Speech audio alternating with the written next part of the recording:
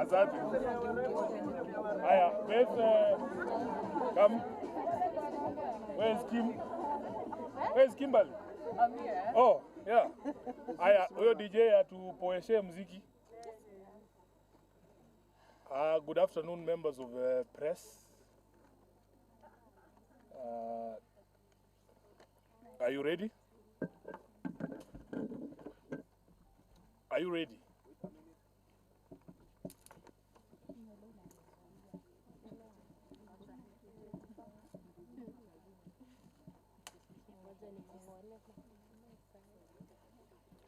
What was the rationale of facing this side? We usually have the background there. Light. Okay.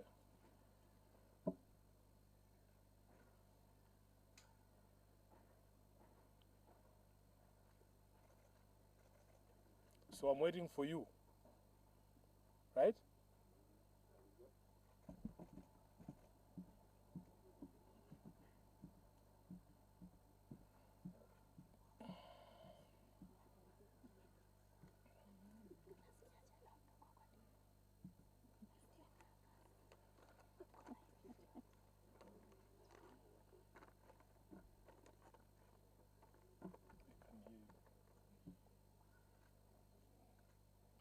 One thing you will learn.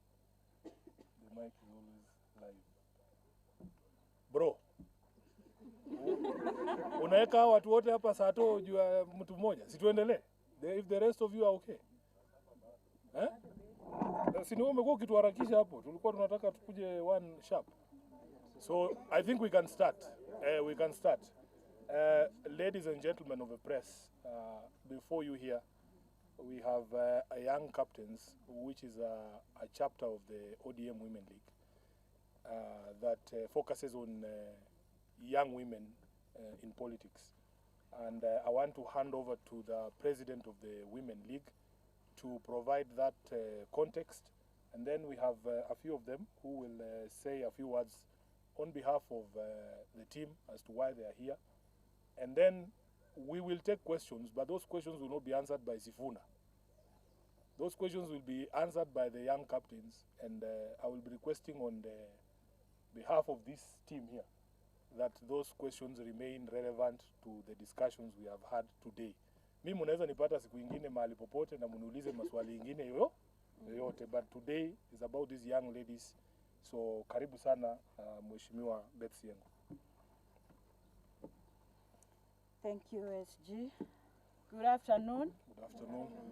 I'm Senator Beth Siengo and the ODM Women League President, or the Women National Leader. We are today here with the young captains. These are young ladies drawn from different universities. And as ODM, we are a progressive party. And we believe in involving everybody. And we prefer to have active participation in political processes of young women. Our mentorship is practical, and that's why we are here today to launch the Young Captains Chapter 2025. These are going to go out there and recruit more members into our party, ODM, and they will have chance, and they have been given a platform to make sure that they actively participate in decision making in this country. And because today is not our day, it is for the young ladies who are here, beautiful and colorful, then I'll give the chance to them. Thank you. Thank you. So we will start with you, then just say a few things. Okay, thank you very much. My name is Alionya Roslyn, but my young people here call me Alionya, the first class honors degree holder. So in ODM party, we are privileged to have allies. I must appreciate our party leader for providing us with a platform through the SG and the president of the Women League, because we have been able to come on board and be vocal just like our SG, because we have gotten the mentorship right from them.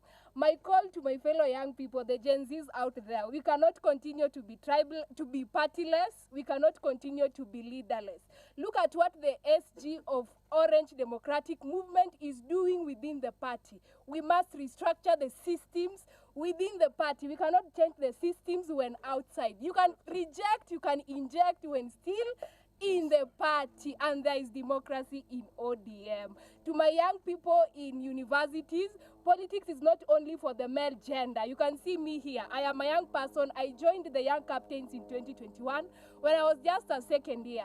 And look at me, I am able to address the press today. I am able to stand, to have a privilege to stand where the SG and the senator in Senate, Madam Beth Siengo, is.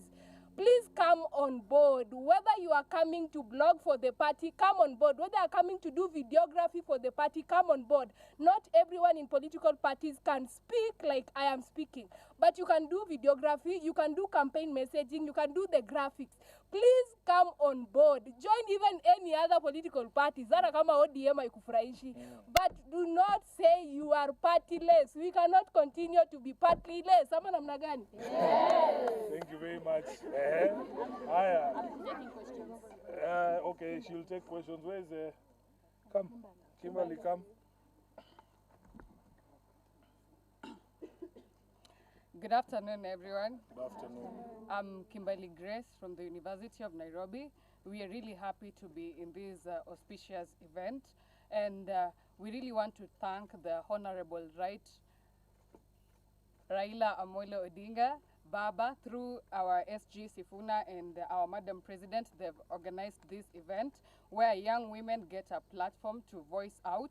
We cannot say, as my previous predecessor said, we cannot say we are partyless.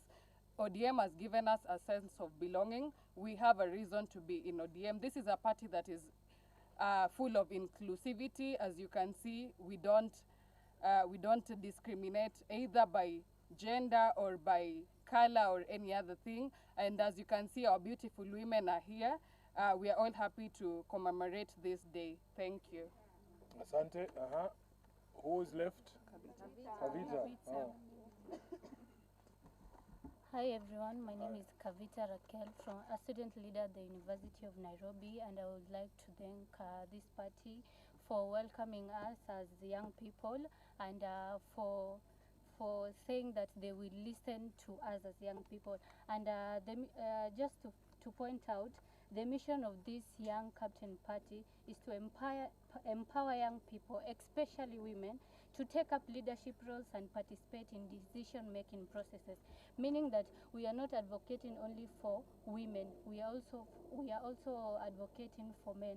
So I would like to urge my fellow young people to join this party, and let us move in with one agenda, and that is making Kenya our home and a better place. Thank you.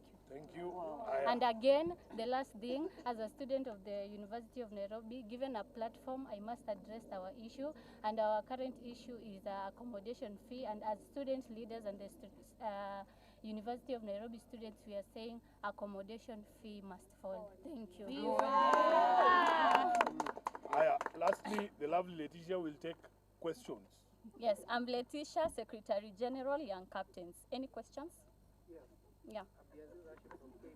You said we should confine ourselves to whatever you have discussed in that. As you clearly talked about, she'll answer, but you clearly talked about the fact that you have with UDA. What trend as ODM are you setting for these young ladies who are aspiring to be leaders and SGs of parties, with UDA not adhering to the pacts that you made, especially extrajudicial killings? They are still ongoing. Youth empowerment, it is nowhere to be seen. We have seen even police brutality. So is this the trend that ODM will continue with? And secondly, to the president now. Umi is under you. She is a nominated member of parliament of ODM. She clearly stated breaking will happen. That was not Umi. Do you know Umi? Yes. You don't know Umi? No, sorry, the Wajir. Okay, anyway, answer first. The main aim of launching these Young Captains is to bridge the gap between the old generation and the new generation. And as you see, our SG here, actually it's not about UDA, it's about what we are under ODM Women League, and ODM Women League is under ODM. So as Young Captains here, we are not under UDA or any other party. We are under ODM and ODM Women League. And our main aim is to bridge the gap, because we want us young generation to be listened to. Correct. Yeah, and we have used ODM Women League and ODM party so that we can address our issues, and our issues will be heard. Yes. Thank you. Any other question? No, she's the only one answering. I'm questions. answering on her behalf. Okay, David Medina with K24. Yes. My question will quite reiterate what Abby had asked. So, does it not disturb you that ODM, the party which you're under, is having a pact with the leading party in the country that is not heeding to the fundamental values such as value for human life, like the SG had mentioned? We are under ODM, right, as I've told you before. And whatever ODM has agreed with UDA, we agree because we are under ODM party. And also as a young generation, those our issues like extrajudicial killing and all those things, we'll be addressing them to the ODM party, and they'll solve it with the UDA party in case that is the thing you're saying. Okay?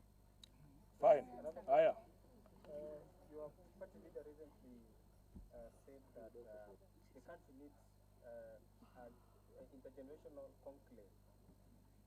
Is this meeting one of the strategies you're using or your party is using to engage the young people or to employ that to ensure that that happens? It's a yes or a no, and this young captains, it has not started today. We are just launching it. It has been there since 2021. We are just relaunching it for the campaign 2027. So it's not a strategy, but we are trying to increase the number of young women. As you can see, we are only women. So you cannot say that it's a strategy the party is using. Aya. Si niliwaambia watu wanakuanga na maneno. Aya, sasa wacha kuharas huyu mrembo. Aya, uliza swali sasa, swali mbili ya mwisho mimi mwenyewe nitajibu. Alafu tuende nyumbani, leo ni saa 2. Yes, Kennedy. What is your take on the intergenerational national talk that has been advised by your party leader? I think this is what exactly is happening here. Because if you look at me and Senator Beth, we don't come from this generation. These are our younger sisters. And we have taken the position that you must never discount dialogue. You must never refuse an opportunity to discuss your issues or to talk. And when you sit down and listen to them, you get different perspective on the issues in the country. I have said when we were in there that we need to get to a place where certain decisions are only left to younger generations.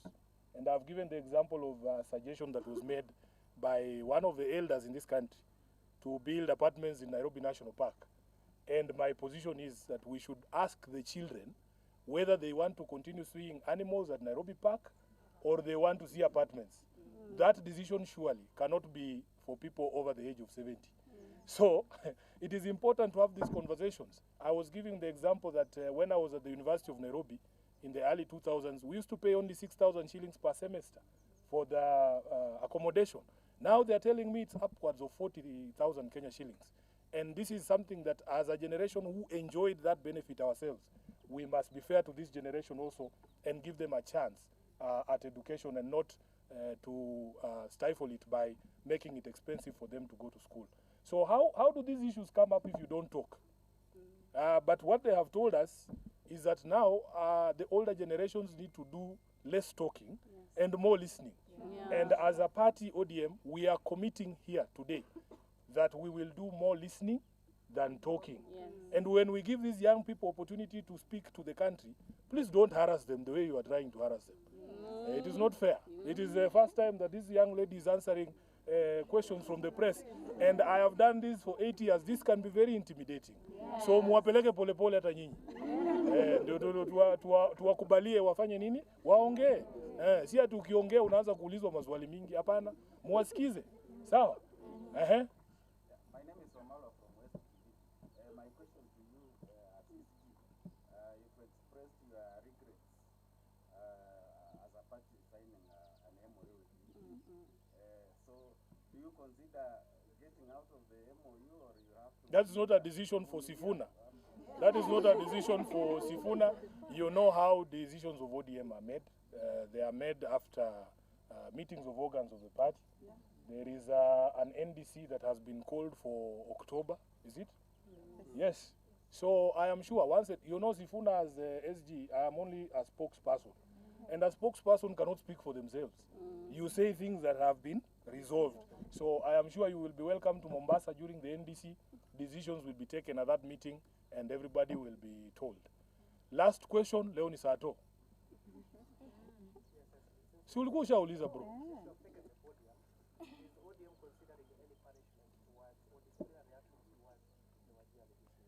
First of all, let me tell you that as a party we already condemned any member of parliament or any person standing up to claim that they will interfere with elections. As you know, ODM has been a victim of election rigging for many, many elections. So it is not the position of ODM to countenance, to support, or to even condone the thought of interference with elections. These young people will tell you that they are waiting. They are very eager, just like I was in 2002, to be given a ballot, so that people hear from them directly. So anyone who will tell you that you can come and speak and say this is how you want the country to go, and then somebody comes and changes that election, wametuambia haitakalika, hakutakalika huko Kenya, na haitakubalika mtu yoyote kuinterfere na uchaguzi, si ndio?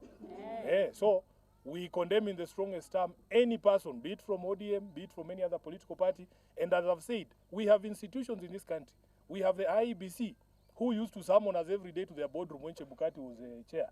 For even a minor infraction, I would find myself there answering questions every day. We want the IEBC to summon these people who are threatening to interfere with elections, not just condemn in a letter. We want them to be summoned there. And the NCIC, because we all know what happened in 2007. The precursor of the violence was the interference of the elections of 2007.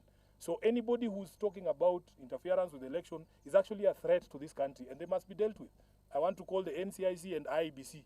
Summon these people. ODM will not protect anyone, even if it is from within our ranks.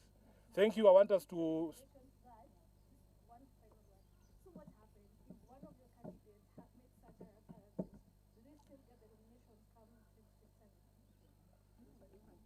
There is nothing like a candidate, madam. You know, I've been a leader of this political party for 8 years now. I wish political parties had the powers that people imagine we do have. All of us, a political party only exists for politics. If, for instance, today I go and beat my neighbor at home, that is not a matter you ask ODM, what are you going to do to Sifuna? That is criminal conduct. That is why we are saying there are institutions who should enforce the law. If I go and break the law there, today I go and drink and fight in a bar, you don't ask Raila, what will you do to Sifuna? No. I should be arrested in the police and be taken to court, because political parties don't enforce criminal law. There is institutions for that. That is why the police exists. So anybody breaching the law, breaking the law, should be subject to the law. And that's what we are saying. For us, we can only condemn and disassociate ourselves from such pronouncements as believers in democracy. Thank you very much. Mungu wabariki. Always a pleasure to have you here. Asanteni sana.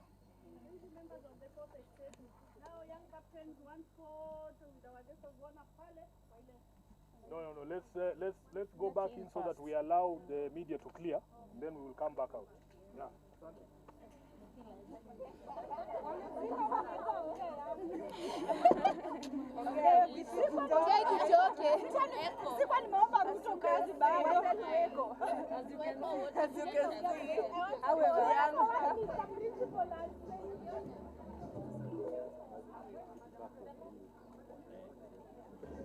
Hiyo ndio kwa maana nilikuwa naiweka hapa hivi ndio. Sawa tu sasa.